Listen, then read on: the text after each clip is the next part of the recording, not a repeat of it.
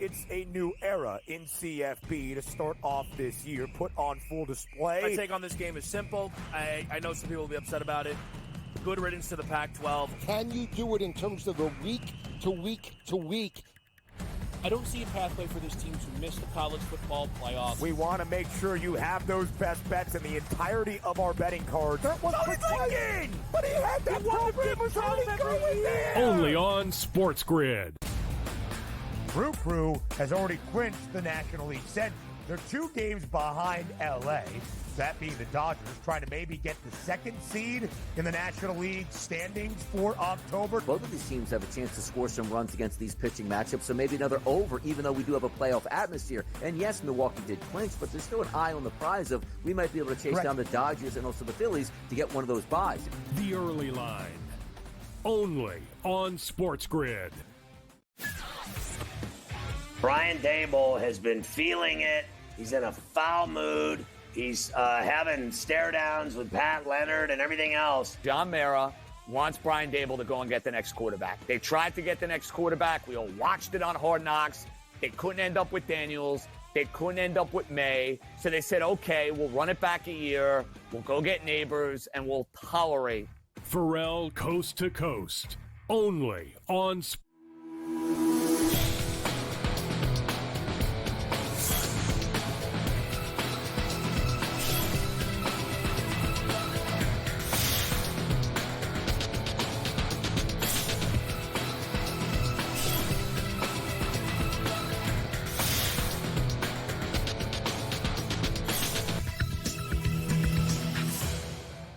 Happy Friday. Welcome to NewsWire here on SportsGrid. I'm Craig Mish. We have a fun football action-packed show to get to you here today. But, of course, baseball stealing a lot of the headlines last night. And, of course, coming up this weekend, the postseason has been magical thus far, especially for the New York Mets. We'll get to that in just a few minutes. Also, we've got our guest contributors on the show today. It is Sam McQuillan from Legal Sports Report. We'll talk some NFL as well with Michael DeCourcy from Sporting News. Jim Gazzale will be on the show as well a little bit later. He's actually coming on the show from Legal Sports Report. In addition to that, Max Goodman, who covers the New York Yankees. They've got a big series this weekend with the Kansas City Royals. We'll get a preview of that as well. So let's get started here with some of the headlines on the show. And for those of you who were watching football last night, you missed a great baseball game. And for those of you who were watching baseball last night, you missed a great football game. That's just kind of the way that it worked last night. Regardless, we're going to start with baseball today because I think that we got one of the big postseason home runs that we've seen maybe in a decade. Pete Alonso with the game-winning home run for the New York Mets off all-star closer Devin Williams in the 9th inning, gave the Mets a 3-2 lead. They go on to win the game by a final of 4-2. It was certainly one of the more incredible scenes that we have seen in the postseason in a long time. Some people feel like it was the biggest home run maybe in 15 years. In Major League Baseball. But needless to say, Alonso knew right away when he hit it. He went opposite field, as you can see there. It just went over the fence. And Alonso, the polar bear, with a pumpkin in hand, talked about the big win last night. I mean, I was just looking for something out over the plate. And, I was just really wanted to just hit something hard through the big part of the field. And I'm really happy I capitalized. I know Devo's got great stuff. I've seen him pitch a ton. We were teammates in the WBC, and he's a tough AB. So I'm just really happy I was able to capitalize on something out over the plate.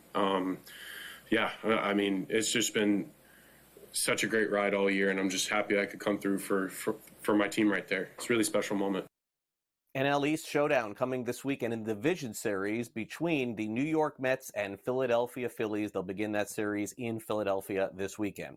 All right, so if you had your eyes on the baseball game, you may have missed the football game, although the end was live when the baseball game ended. It was a wild one, back and forth between Tampa Bay and Atlanta. This game flew over the total. If you bet on that early, you had a good feeling you were going to hit it, and you did. An overtime touchdown from Kirk Cousins in the end is the difference, and Cousins threw a career-high over 500 yards passing in the matchup with Tampa Bay. So Atlanta now square back in the middle of thick of things after a disappointing start to the season.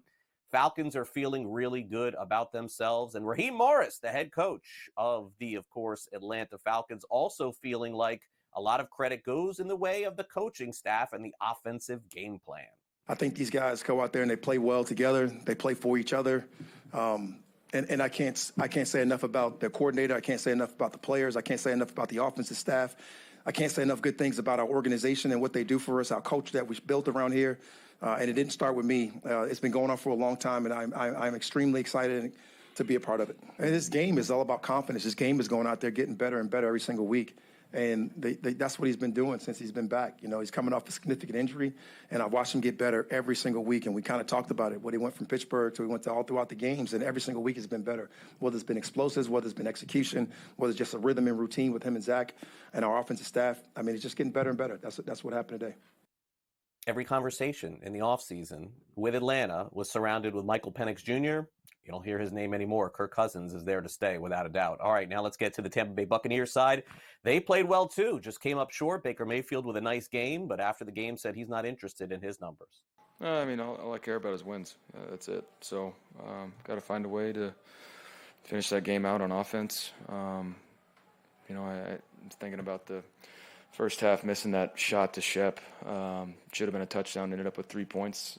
And I'm just replaying that one over in my head that maybe shouldn't have even been in an overtime situation. So have to make the plays when they're there. And then in the second half, just got to take care of the football and then got to finish on offense. You know, obviously every time we got the ball back in the fourth quarter, trying to hit the mindset and tell the guys, you know, we need to finish with this, finish the right way, end with points and put this game away. And then once they're driving fourth quarter, just realizing that we need to hit the reset button and get ready for overtime. Obviously not getting a chance to go out there just based on the rules, but not ideal for us. Yeah, Tampa Bay picking up the pieces after a loss in Atlanta in overtime. Meanwhile, if Antonio Pierce wants to return to college from the NFL, may have a little bit of an issue. The head coach of the Las Vegas Raiders has been slapped with an 8-year show cause order because of violations that occurred when he was an assistant coach at Arizona State University, the NCAA announced on Thursday. Most of the violations were related to what the NCAA referred to as a scheme or orchestrated by Pierce to circumvent restrictions that were in place during the COVID-19 pandemic. He facilitated impermissible recruiting contact with 35 prospects, tryouts, football facility tours, and entertainment. If he decides to return to college, he would be suspended for his first football season and would have no contact with the program's coaches or players during that period. So Pierce probably sticking with the NFL, I would guess, for now. Meanwhile, lots of news in Major League Baseball as well yesterday. A new manager for the Cincinnati Reds, which we'll get to here in just a minute, but also the general manager of the Minnesota Twins is stepping down after 8 years with the organization. Thad Levine this morning says that he is pursuing interests in baseball and also outside of the organization. Derek Falvey is the president there. Thad is the GM, no longer in Minnesota. The Kansas City Chiefs are looking forward to their game coming up over the next week, but Rashee Rice will not be part of that equation. As of right now, he's undergoing further testing. Of course, he was injured in last week's game against the Chargers. He goes on injured reserve. Another key wide receiver in the NFL, that's Khalil Shakir of the Buffalo Bills, had an ankle injury on Sunday night. He didn't practice Wednesday. He didn't practice Thursday. He'll need to practice today, probably in order to play. Derek Carr, amidst rumors of a potential trade for Davante Adams, says that he would love to have Adams on his team. Of course, anybody would. And he says, quote, I think all 32 quarterbacks would like to play with Davante Adams. We know the Jets are heavily involved, but these are just rumors on this Friday as well. No trade imminent. Adams not expected to play anytime soon. Les Miles, former coach of LSU, is moving forward from this federal to state court case. He's got a lawsuit against the LSU and the NCAA over a decision to vacate 37 of his team's victories from 2012 to 2015. He initially sued in June in a court in Baton Rouge, alleging that LSU never gave him a chance to be heard before altering his career record. Basically, Miles wants to still be in the record books. As of right now, he is not. Wisconsin's leading rusher, Chez Mellusi, is stepping away from football as he continues to battle back from a multitude of injuries. He's entering his 6th college season, 232 yards and 3 touchdowns this year. Also in college football, we have some nice games tonight. Some teams ranked in the top 10 playing. Number 6, Oregon, 23.5 home favorites against Michigan State. The wacky schedule right now in the Big Ten continues. Michigan State traveling across country, Oregon State. Also Syracuse travels, yes, across the country to number 25 UNLV. Rebels are 6.5-point favorites. Total is 58.5 in that game. All right, back to baseball we go. All division series now officially set with the Mets taking care of business in Milwaukee yesterday. Here is the schedule. Tigers play the Guardians first up Saturday at 1, Mets at Phillies at 4, Royals and Yankees at 6:30, Padres and Dodgers at 8:30 Eastern. That is the Saturday schedule. Meanwhile, 1 year ago, Terry Francona retired as manager in Major League Baseball from the Cleveland Guardians, and he's back yet again. As MLB.com reported last night, Francona is back and managing the team that he used to play for, the Cincinnati Reds. As soon as press conferences coming imminently, he didn't see this coming. I don't even know if Cincinnati interviewed anybody else, but needless to say, they were not going to make that announcement during the game. It happened immediately after the Mets-Brewers game ended last night. Diamondbacks also making some changes to their staff. Former World Series champion pitching coach with the Houston Astros, Brent Strom, has been let go. Also assistant Dan Carlson and Mike Fetters also not there as well. And the Dodgers have announced their Game 1 starter. It is going to be Yoshinobu Yamamoto. He will make the start coming up this weekend against the Padres. We'll take a quick timeout here on the show and return next with Michael DeCourcy.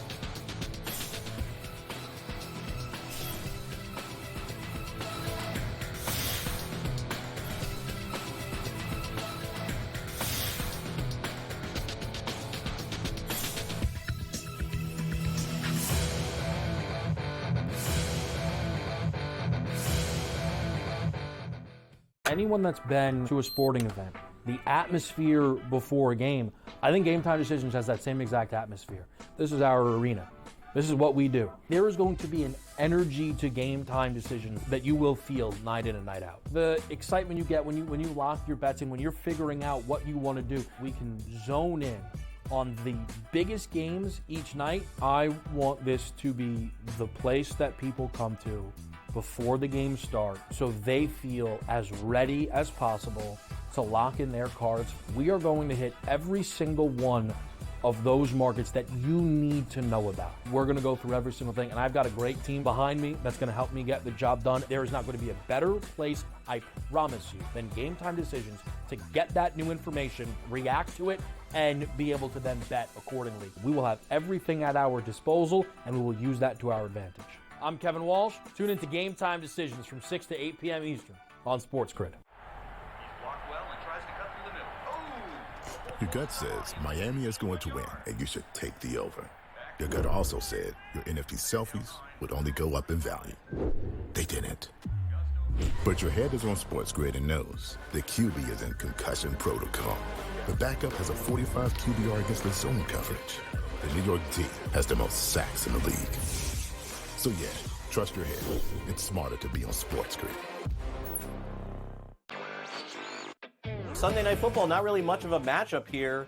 And the Bills looked so good up until this point. And, to me, it's probably like a one-off for them. The basic thing you have to do against the Ravens, force them to pass and try to use their weapons downfield, get them behind. Because if you can do that, then it takes Derrick Henry a little bit out of the game. But if you get them with momentum coming out of the gate, getting a long touchdown run to the first play. NewsWire, only on SportsGrid.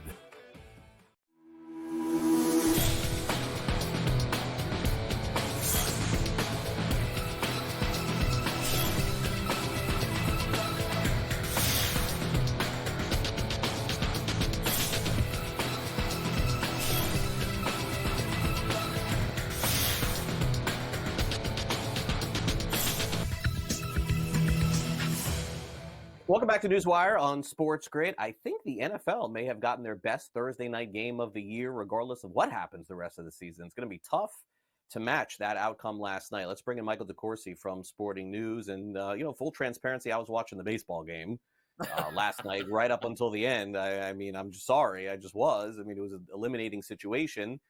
So I didn't see this game last night, but I did see the highlights. And, Mike, I see, Kirk Cousins, 58 attempts, 500 yards. I mean, this is what the NFL was hoping for on Thursday Night Football. Generally speaking, they haven't gotten these kind of performances. 66 points, overtime games, lots of scoring, fun game to watch. Oh, it was indeed, and I don't give much blame for this result to Baker Mayfield. I thought he was really competitive, threw 3 touchdown passes at the end of the game, was scrambling for first downs when he was allowed. But the idea at the end of trying to run the Falcons out of time and timeouts Really probably was not quite aggressive enough from the Bucs, plus a penalty in there really hurt them. But at the end of the day, the real problem for Tampa was they just couldn't get pressure on Kirk Cousins. He threw 58 passes. They sack him 4 times, right? But that's he threw 58 attempts. So those sacks kind of get diminished. It's like in a 30-attempt game, you're getting 2, and you're only getting 5 quarterback hits out of Logan Hall. He was the only player who was really getting back there. The rest of the guys barely got near Cousins. And so as a result, he had plenty of time to find open receivers, and he did a great job. And what Tampa did really poorly more than anything was once those open receivers were found, located, and connected with passes, they didn't tackle. So it was a really poor defensive performance from Tampa all the way around, and they're going to have to be a lot better if they want to continue to succeed in the NFL. Yeah, and when you lose a division game like this, the odds for you, meaning Tampa, change significantly. They've gone from about even with Atlanta and New Orleans to now plus 290 to win the division. And how things have changed in 2 weeks, Mike. The Saints were favored to win the division 14 days ago. Here they are now. They're plus 210. Atlanta's now the favorite. Carolina, we can talk about them next year. Yeah, I think Atlanta's done a really nice job in their first year with Cousins as their quarterback. Defensively, I think they still have a lot of work to do because the Bucs were able to move the ball and they were able to control the game until they blew that last possession. And so they still have some work to do defensively. But I think the Falcons and their fans, and they were really good last night. The fans were really good. They were there. They were enthusiastic. There's a lot of games you'll watch. I mean, when the Steelers played down there, it wasn't a Steelers home game, but they had plenty of presence. This game was a very heavily Falcons crowd, and it was really good for them. The result was a lot of fun for those who attended. Yeah, it was. All right, so now another division game coming up this weekend. It's the Ravens and Bengals. The Ravens playing great football. Cincinnati, to date, Mike, they haven't stopped anyone. I think that's why normally this total you'd see low 40s. It's all the way up to 48.5 as the Bengals couldn't even stop Carolina last week. Will they be able to slow down Derrick Henry and the Ravens at all in this game? They're 2.5-point favorites.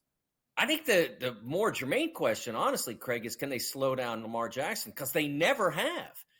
In Lamar's time there in Baltimore, playing against the Ravens, playing against the Bengals a couple of times a year. Now, he's missed games, and Cincinnati has generally taken advantage of when he's been absent. They've beaten a lot of backup quarterbacks wearing Ravens gear. But when Lamar's been in the game, Ravens are 8-2, and they put up some massive scoring numbers, 49 points, 38 points.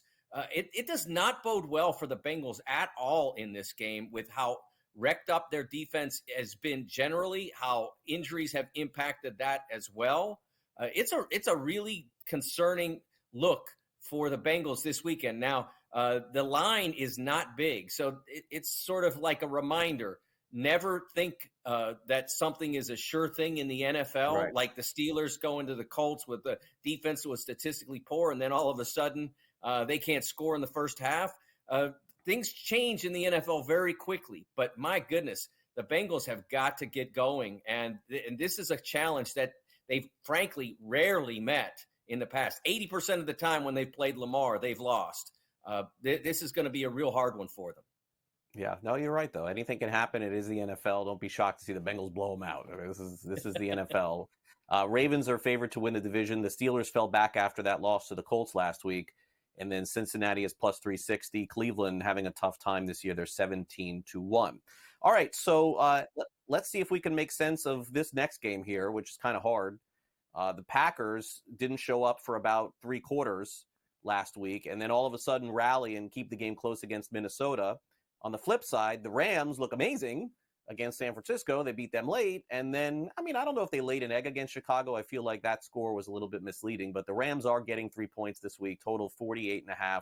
All Packers fans will be in L.A. this week to see that. I know that.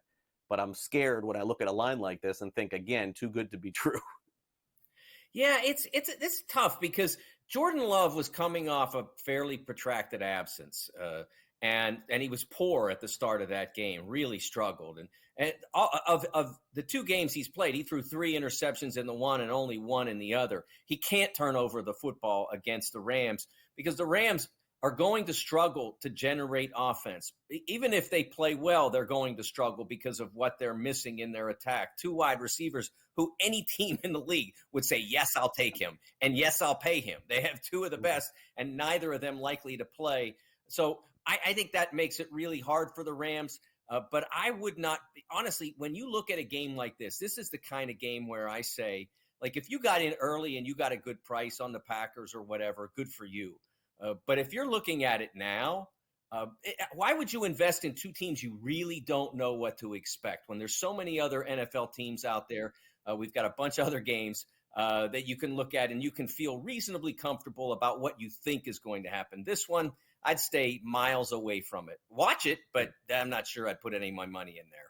Yeah, hard to figure is the Rams also. When they have Kupp or Nakua or even both, they're just so much more dynamic, and some of their defensive players out. That's the story again this week.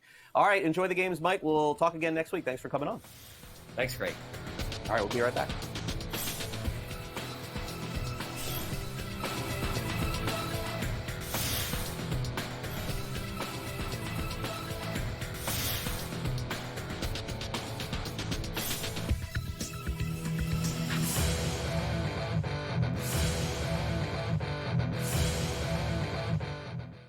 Anyone that's been to a sporting event, the atmosphere before a game, I think Game Time Decisions has that same exact atmosphere. This is our arena.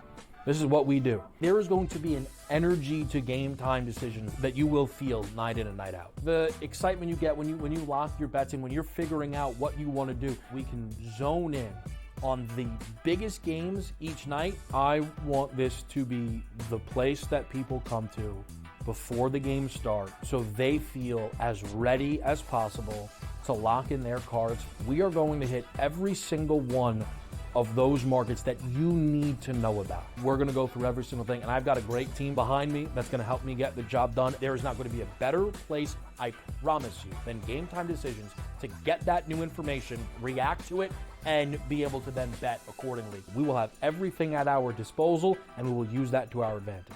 I'm Kevin Walsh. Tune into Game Time Decisions from 6 to 8 p.m. Eastern on SportsGrid.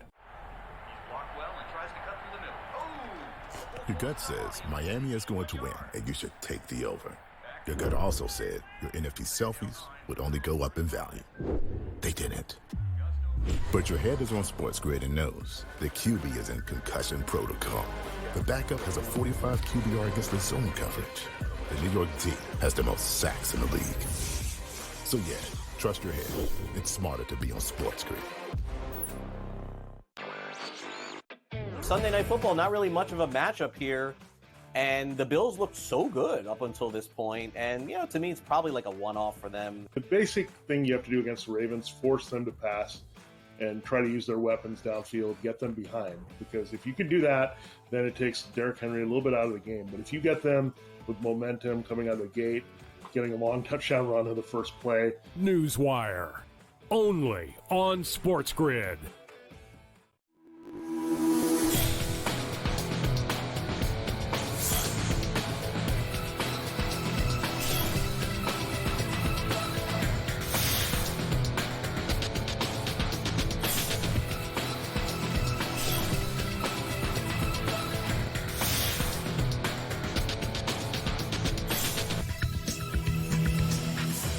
Welcome back to NewsWire here on SportsGrid. Over the next couple of hours, we're getting the full injury report updates from teams in the National Football League. And by the way, for those of you who play fantasy football, we'll update that for you tomorrow on Fantasy Sports Today, 7 a.m. Eastern, exclusively here on SportsGrid. One of those quick notes here is wide receiver, the Buffalo Bills. Their top wide receiver, Khalil Shakir, ruled out by their head coach, Sean McDermott. Let's get to the rest of the injury report in the NFL and check in with Dr. Chow. It's time now for the SportsGrid Sound Off.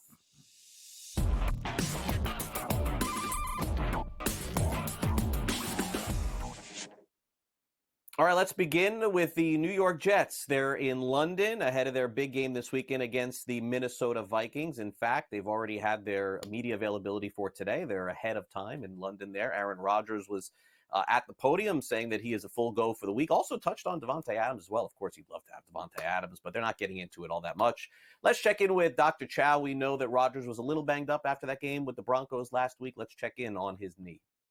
Yes, Aaron Rodgers, early week Wednesday, was limited participant due to a knee injury, but this is not significant by video. It's his left knee, and he gets hit on a sack. No significant ligament damage, no meniscus tear, no significant worry.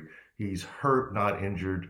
It's the game of football. Swelling, they'll be able to control on the plane, lead leg. No issues for Aaron Rodgers in week 5 versus the Minnesota Vikings in a must-win game for the Jets.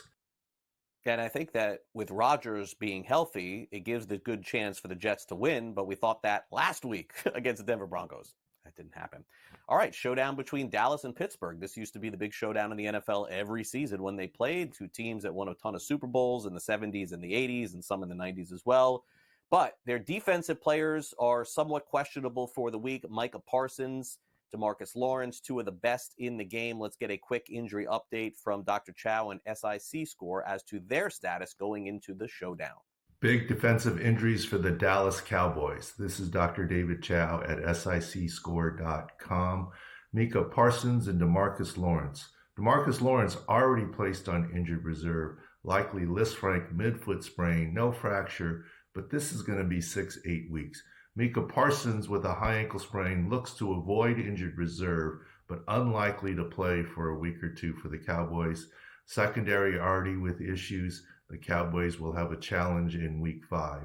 Get updated at SICScore.com. And of course, as I mentioned, tomorrow morning we'll get final reports on some of these players too. One of them going into the week seems to be extremely questionable, and most reports say a long shot to play. That is the elite running back on the Indianapolis Colts, Jonathan Taylor. If he doesn't play, it would be Trey Sermon running the ball for Indianapolis. But Taylor says don't count him out just yet. Yeah, what's today? Thursday, Friday, Saturday.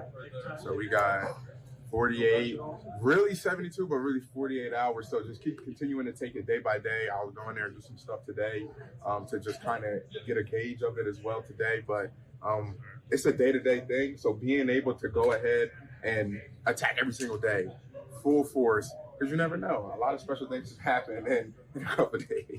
Is it a situation where you don't feel like you need to practice in full this week to get out there Sunday? Oh, well, everybody's professionals here. So at the end of the day, practice is very vital. Practice is very important. But, you know, at this level, you should be able to execute your job at a high level. There's something that we call mental reps. So let's say there's a rep or a certain play or scheme that you didn't get. It's your job to watch the film. It's your job to take those mental reps. So I just think at this level, being a true professional is understanding your assignment, even if you have limited or little to no reps. Colts will probably make a decision on Taylor later this afternoon, if not on Saturday. Now, the New York Knicks have made a decision to bring back one of their own. Patrick Ewing, former head coach of the Georgetown Hoyas, is rejoining the Knicks. Their all-time leading scorer is now an ambassador to assist basketball and business operations, working with head coach Tom Thibodeau and the front office. Of course, he played not just for the Knicks in his NBA career. People forget he played with the Orlando Magic as well. He's also been on the staff of the Wizards, Magic, Hornets, and Rockets as well. And for those of you looking for more information on SportsGrid, all of our news, notes, information, videos, and schedule, just download the SportsGrid app. It's available for iOS and Android. Take out your phone right there. Scan that thing. QR code all set for you. Again, the SportsGrid app available for iOS and Android. Coming up next, Jim Gazzale joins us from Legal Sports Report. BetMGM facing some non-compliance issues. We dive into the latest there. And also, will Bet365 continue to operate in the United States? More on that, too. We'll be right back with more NewsWire.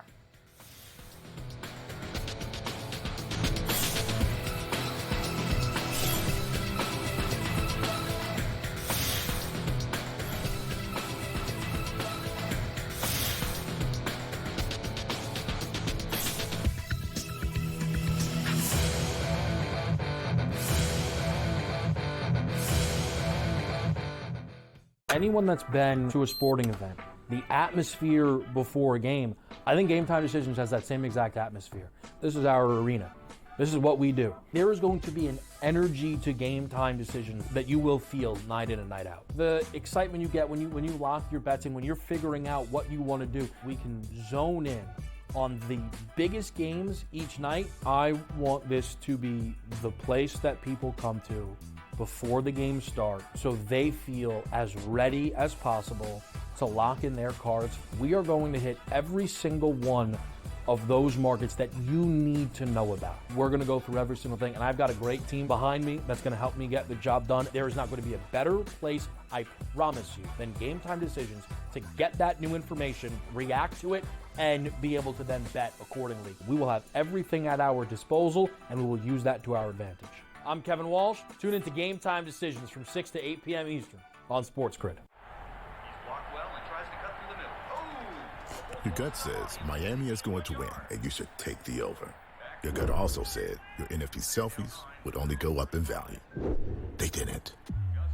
But your head is on SportsGrid and knows the QB is in concussion protocol. The backup has a 45 QBR against the zone coverage. The New York D has the most sacks in the league. So yeah, trust your head. It's smarter to be on SportsGrid.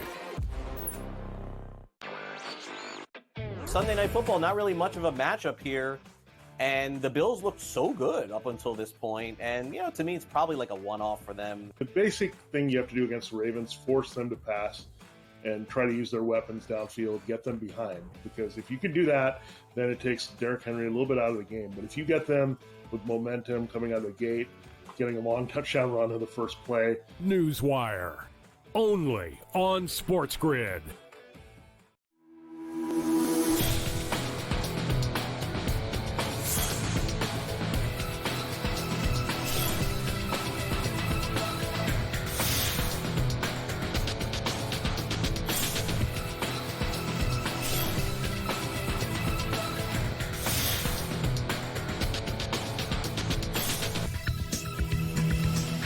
Welcome back to NewsWire here on SportsGrid. We've got Jim Gazzale in the house from LegalSportsReport.com. All of the topics we discuss on this show can also be discovered, read, analyzed over at LegalSportsReport.com as well. Jim, great to have you back here on NewsWire. I hope you have a fun weekend ahead, but thanks for spending some time with me first. Yeah, of course. Thanks for having me, Craig. All right, so let's get started here. The state of Massachusetts coming down here a little bit on BetMGM facing some non-compliance issues. Why don't you tell us more about what the story is and how they'll be affected? Yeah, so BetMGM came under the microscope in Massachusetts in recent weeks for allowing a ton, 15,000 in fact, 15,000 unapproved bets on college football player props. And, you know, Craig, as you know, over the last several months, really the college football betting, college sports betting in general, especially the player prop side of it, has come under a bunch of scrutiny. Several states have outlawed it. Not allowed in Massachusetts, but BetMGM was accepting bets on college football player props, 15,000 of them, like I said, for upwards of $200,000 in bets. And obviously, the Massachusetts Gaming Commission didn't like that all that much. In addition to that, there were some bets that BetMGM took in Massachusetts on soccer matches, prop bets around the number of penalty cards that would be issued in a match. And if that sounded familiar, that's because it happened to BetMGM in Tennessee a handful of months ago, and they got hit with a pretty sizable fine in Tennessee for doing the same thing. So a lot of this went undetected at first on the part of BetMGM. So they ended up hiring an outside company to come in and audit some of their practices, some of their policies, and they uncovered a handful of other non-compliance issues. Now, the Massachusetts Gaming Commission did say at a meeting in the last couple of weeks that they'll be reviewing this matter even further. They'll bring it up at a future meeting. And as you know too, Craig, the MGC is probably one of, if not the most publicly out there, if you will, when it comes to a lot of their regulations, and all of their meetings are streamed online live publicly. So the public, constituents, reporters like myself can get eyes and ears on everything that they're discussing. So this BetMGM non-compliance issue will come up at a meeting in the not too distant future, I'm sure. Yeah, and again, got to be extremely careful with some of these college props going on across the country. I think that there's a lot of focus on that moving forward. All right, now let's get to the state of Colorado. And, certainly right now, the primary goal is to get as much attention for Coach Prime, Deion Sanders. I kind of have a feeling, Jim, that maybe some of the numbers that are hiked up here a little bit in sports betting in Colorado, maybe thanks to him as well, because I know it ain't the Broncos. It definitely ain't the Rockies, and the Nuggets don't start here for about a month. Yeah, you're absolutely right. And what we saw in August was a pretty sizable increase in college football betting. And ultimately, it does have a lot to do with Coach Prime.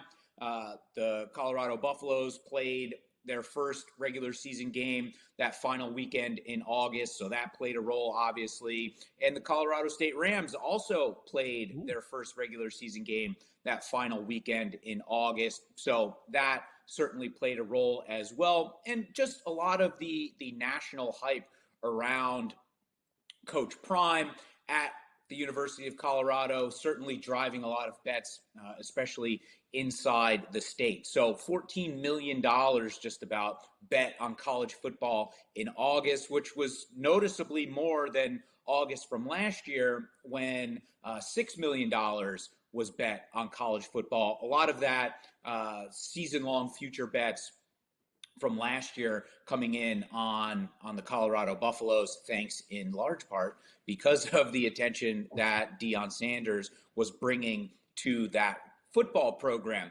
They didn't play a game in August last year, but they did this year, and I think that is why we saw such a sizable increase to that college football handle.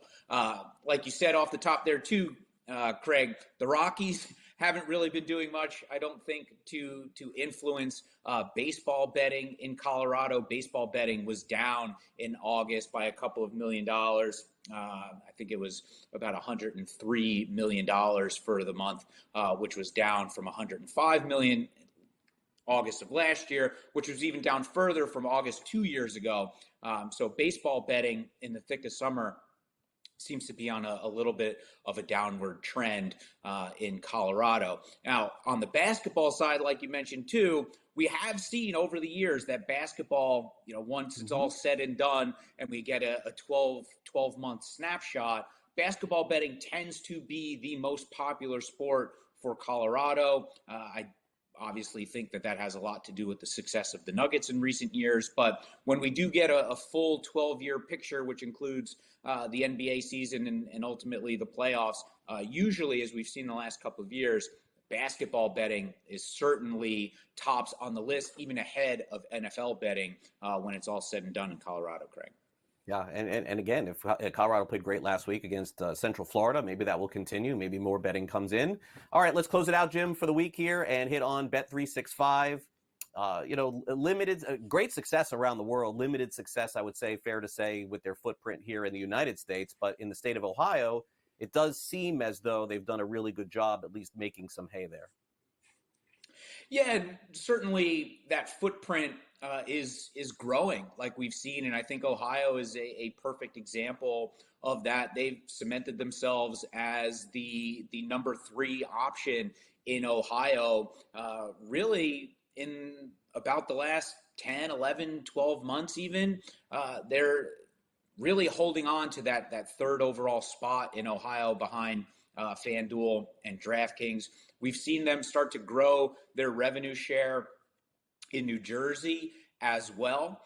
Looking at some Kentucky figures that came in just yesterday from August, they're the third most popular sports betting app in Kentucky. So we're seeing Bet365 start to really grow that footprint in these various markets around the country. Now, of course, they're not available in New York at the moment. Like I said, they are available in New Jersey and starting to grow that footprint there. But really, I think what we've seen over the last half of the year to a full year is really that Ohio market is really they're really digging their heels in there and showing some really positive signs of success. And in my opinion, I think it's one of the more interesting stories that we've seen really from the start of 2024 carrying now through into the fall. And those summer months really had them really cementing themselves as that third option behind the DraftKings and FanDuel. So it'll be interesting to see, again, as they get another football season under their belt here in the next couple of months, to see how they perform, if they can really distance themselves from the other operators in the state and, really lock in that third overall spot. But over the last couple of months, we've really seen Bet365 do a really solid job of gaining market share, both on the handle side and the revenue side, especially in Ohio, Craig. Yeah, great stuff as always, Jim. Thanks for bringing it to the table. We'll catch up again next week. Have a good weekend. Thanks, Craig. You too. Jim Gazzale. Read all his information over at LegalSportsReport.com. News from the New York Giants this morning. Malik Neighbors, their fantastic wide receiver who suffered a concussion last week, ruled out this coming week. More on fantasy football's discussion tomorrow morning exclusively here on SportsGrid at 7 a.m. Eastern with myself and George Kurtz. Max Goodman covering the Yankees this weekend for the big series against the Royals. He's up next.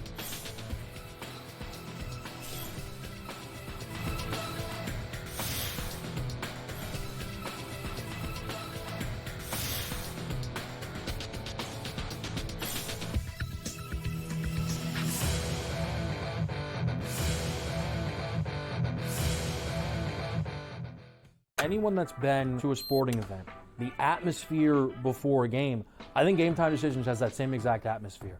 This is our arena. This is what we do. There is going to be an energy to Game Time Decisions that you will feel night in and night out. The excitement you get when you lock your bets in, when you're figuring out what you want to do, we can zone in on the biggest games each night. I want this to be the place that people come to before the game starts so they feel as ready as possible to lock in their cards. We are going to hit every single one of those markets that you need to know about. We're going to go through every single thing, and I've got a great team behind me that's going to help me get the job done. There is not going to be a better place, I promise you, than Game Time Decisions to get that new information, react to it, and be able to then bet accordingly. We will have everything at our disposal, and we will use that to our advantage. I'm Kevin Walsh. Tune into Game Time Decisions from 6 to 8 p.m. Eastern on SportsGrid. Your gut says Miami is going to win, and you should take the over. Your gut also said your NFT selfies would only go up in value. They didn't. But your head is on SportsGrid and knows the QB is in concussion protocol. The backup has a 45 QBR against the zone coverage. The New York D has the most sacks in the league. So yeah, trust your head. It's smarter to be on SportsGrid. Sunday Night Football, not really much of a matchup here. And the Bills looked so good up until this point. And, to me, it's probably like a one-off for them. The basic thing you have to do against the Ravens, force them to pass and try to use their weapons downfield, get them behind. Because if you can do that, then it takes Derrick Henry a little bit out of the game. But if you get them with momentum coming out of the gate, getting a long touchdown run in the first play. NewsWire, only on SportsGrid.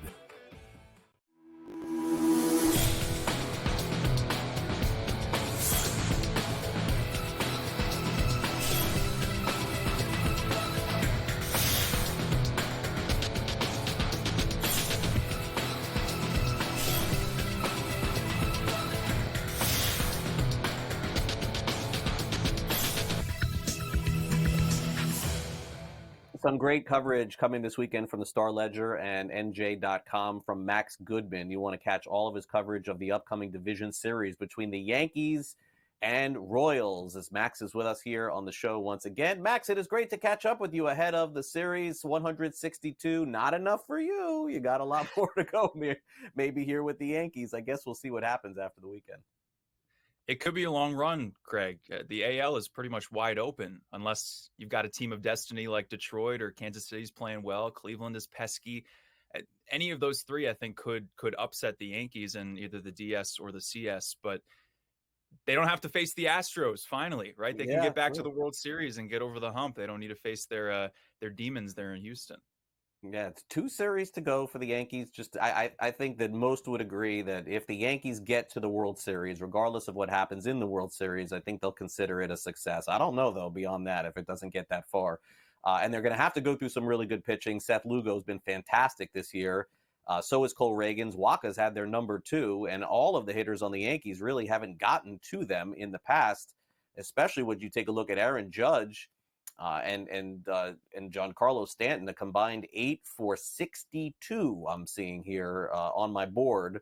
So, look, it's the postseason, and so, Max, the thing I guess is I don't get all that concerned with this. Like, if the Yankees are going to bat $150, they're in trouble, but we know that the runs are going to be at a premium in all the playoff series. Well, watching this team all year, they've had issues sometimes when Aaron Judge and Juan Soto don't show up.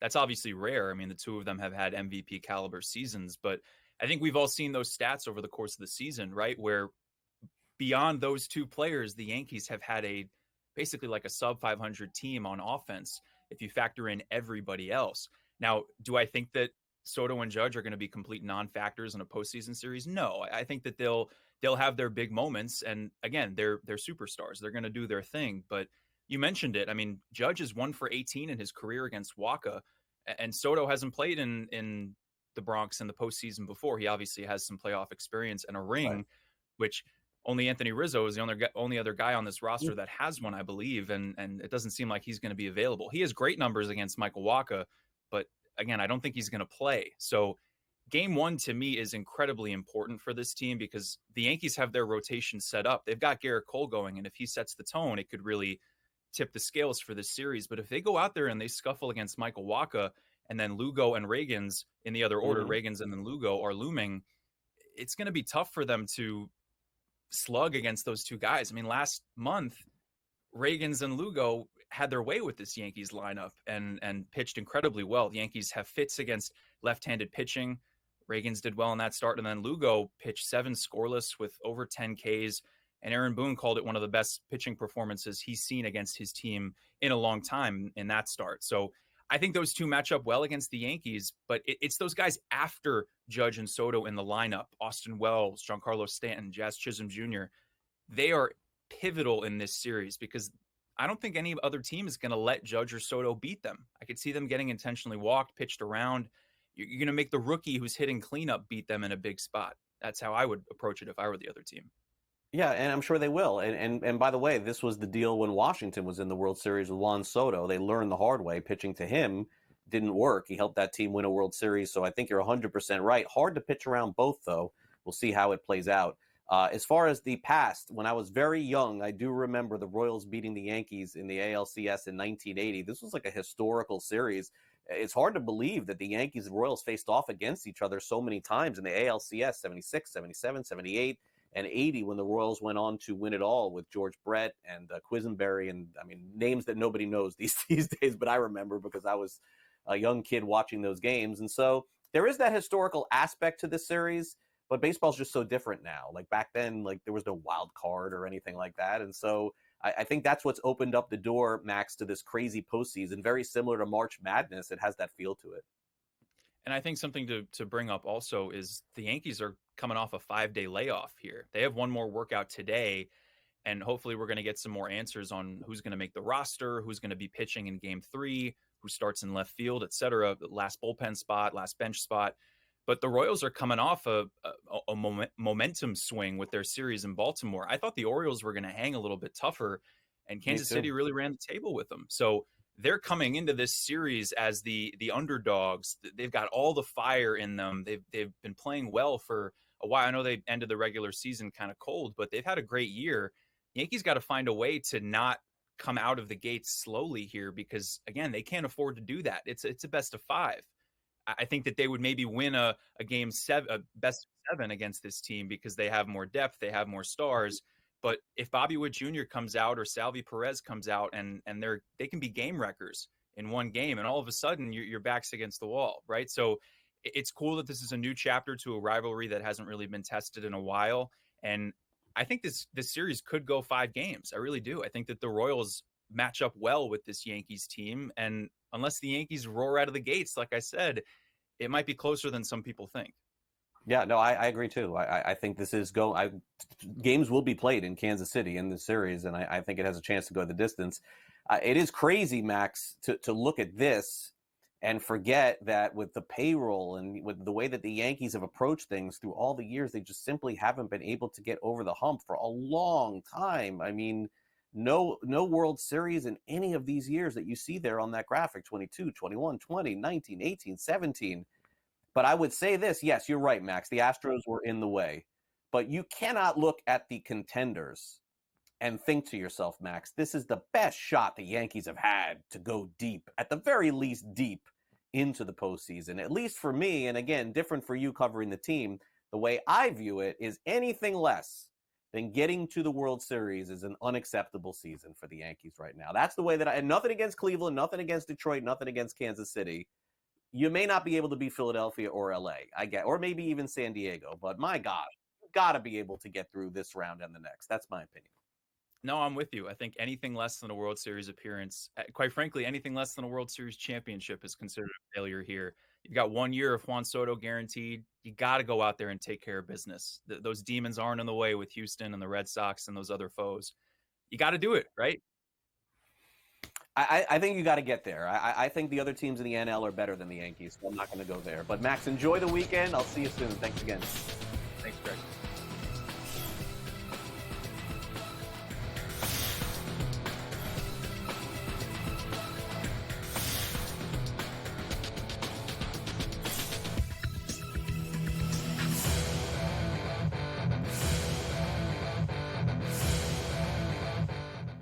Anyone that's been to a sporting event, the atmosphere before a game, I think Game Time Decisions has that same exact atmosphere. This is our arena. This is what we do. There is going to be an energy to Game Time Decisions that you will feel night in and night out. The excitement you get when you lock your bets in, when you're figuring out what you want to do, we can zone in on the biggest games each night. I want this to be the place that people come to before the games start so they feel as ready as possible to lock in their cards. We are going to hit every single one of those markets that you need to know about. We're going to go through every single thing, and I've got a great team behind me that's going to help me get the job done. There is not going to be a better place, I promise you, than Game Time Decisions to get that new information, react to it, and be able to then bet accordingly. We will have everything at our disposal, and we will use that to our advantage. I'm Kevin Walsh. Tune into Game Time Decisions from 6 to 8 p.m. Eastern on SportsGrid. Your gut says Miami is going to win, and you should take the over. Your gut also said your NFT selfies would only go up in value. They didn't. But your head is on SportsGrid and knows the QB is in concussion protocol. The backup has a 45 QBR against the zone coverage. The New York D has the most sacks in the league. So yeah, trust your head. It's smarter to be on SportsGrid. Sunday Night Football, not really much of a matchup here. And the Bills looked so good up until this point. And, to me, it's probably like a one-off for them. The basic thing you have to do against the Ravens, force them to pass and try to use their weapons downfield, get them behind. Because if you can do that, then it takes Derrick Henry a little bit out of the game. But if you get them with momentum coming out of the gate, getting a long touchdown run on the first play. NewsWire, only on SportsGrid.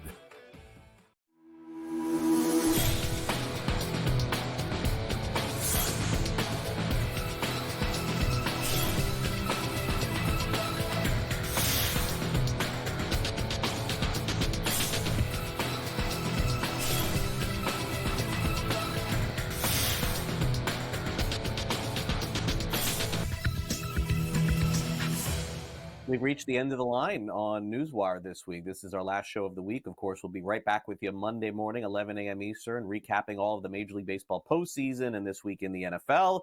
So before we go, let's give you some final topics and discuss some of the things going on in the NFL, a little baseball talk, and a great call by the broadcaster of the New York Mets. It's time now for some last licks.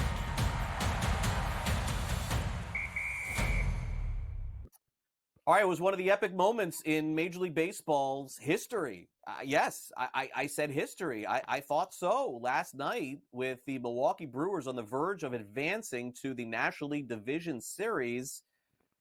Devin Williams was in the game facing Pete Alonso in an epic moment. And by the way, you know that I'm not biased with this stuff. It has nothing to do with New York. It was just a big moment in baseball to hit a 2-run home run, a go-ahead home run for the Mets, who went on to beat the Milwaukee Brewers. In fact, it was such a big moment that on the plane ride back from Milwaukee, Howie Rose, who's the broadcaster for the New York Mets on radio, had his radio call broadcast over the team plane speaker on their way back after the game. Take a listen. Here's the pitch.